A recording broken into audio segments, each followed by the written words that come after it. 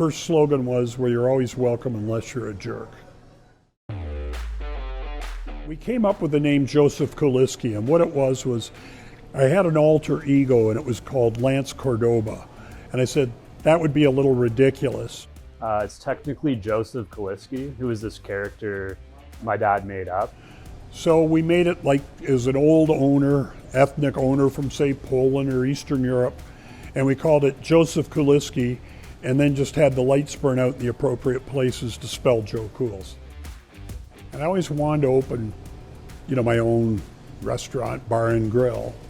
And he noticed, like growing up in London, that there's only so many places for young people to go. And he spent a lot of time traveling through the States and picking up different ideas, different bars and restaurants.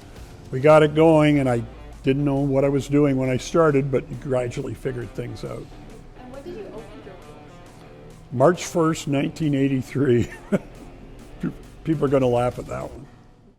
One of the most fun parts of the bar is all the stuff, the decor. It's kind of like a bar museum, if you will.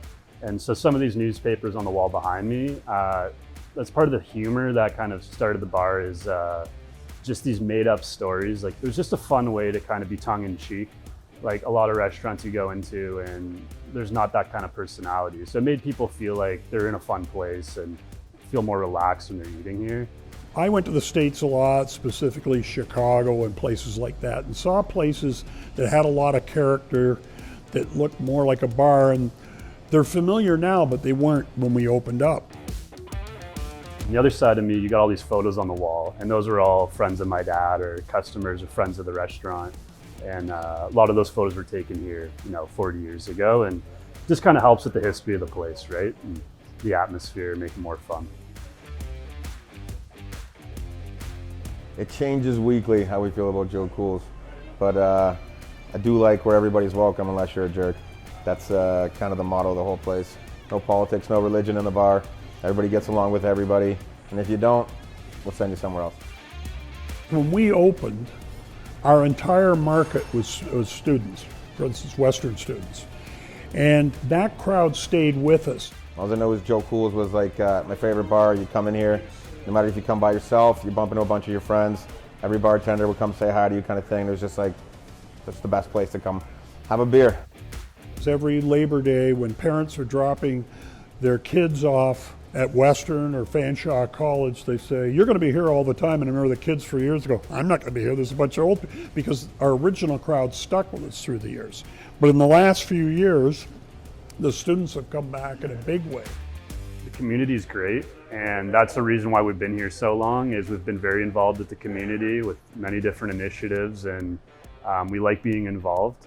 And I think as far as the students go, like, we've always focused on being welcoming to them too, and they pay that back by coming in every weekend, which is great.